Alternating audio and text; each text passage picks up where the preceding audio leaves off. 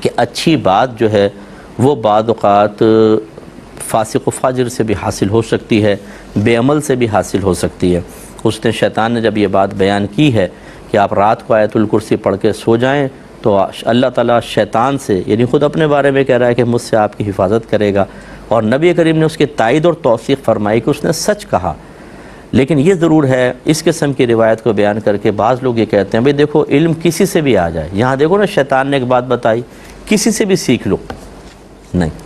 اس نے کوئی ایمانیات کی بات نہیں کی تھی۔ جبکہ آپ اگر یہ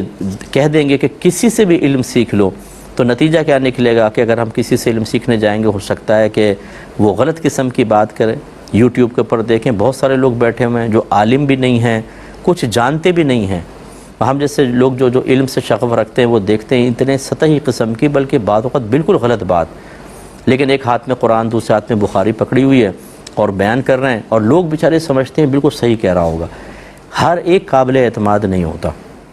میں اپنے دیکھنے والوں سے تو گزارش کرتا ہوں کیو ٹی وی کو ذرا دیکھا کریں، اور اس پہ جو علماء آتے ہیں، چونکہ ہم جو کچھ بات کرتے ہیں یہ کوشش کرتے ہیں حتی الامکان اچھی بات بیان کریں، صحیح بات بیان کریں، قرآن و حدیث کے موافق بیان کریں، اور اس کے علاوہ پھر ہمارا پورا ایک عملہ ہے کہ اگر کوئی بیان ریکارڈ ہوتا ہے تو اس کو ایک دفعہ چیک کر لیا جاتا ہے کہ یہ خلاف شرع تو نہیں ہے، کوئی مسٹیک تو نہیں ہوگی کلام کرنے کے اندر، پھر وہ آن ایئر ہوتا ہے۔ لائیو پروگرامز کا نہیں کہہ رہا ہوں، جتنے ریکارڈڈ ہوتے ہیں تقریباً وہ چیک کیے جاتے ہیں اور پھر آپ تک آتے ہیں، یعنی یہاں سے جو مواد آپ کے پاس آئے گا وہ کافی قابل اعتماد ہوگا۔ لیکن بات وہی ہے کہ ہم یوٹیوب پہ ہر ایک کو سنو،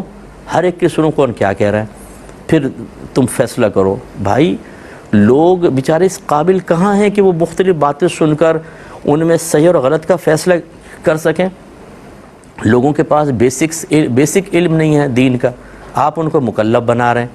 یہ بالکل ایسا ہے جیسے کسی نے میڈیکل بالکل نہ پڑھی ہو، اس کو بٹھا دیں اور 4 ڈاکٹرز کو کہیں کہ آپ اپنی تحقیقات بیان کریں اور اس آدمی سے کہ غور کرو کون صحیح کہہ رہا ہے، سب کی سنو اور غور کر کے فیصلہ کرو۔ یہ کیسے کرے گا؟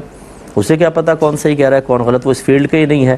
اسی طرح صرف مسلمان ہو جانے سے یہ کہاں ثابت ہوا کہ آپ عقیدہ بھی سارا جانتے ہیں، فقہ بھی سارا جانتے ہیں، تفسیر بھی آپ جانتے ہیں، حدیثوں کی شرح بھی جانتے ہیں۔ اب سامنے والا بیان کر رہا ہے اور آپ فیصلہ کر سکتے ہیں کون صحیح کون غلط؟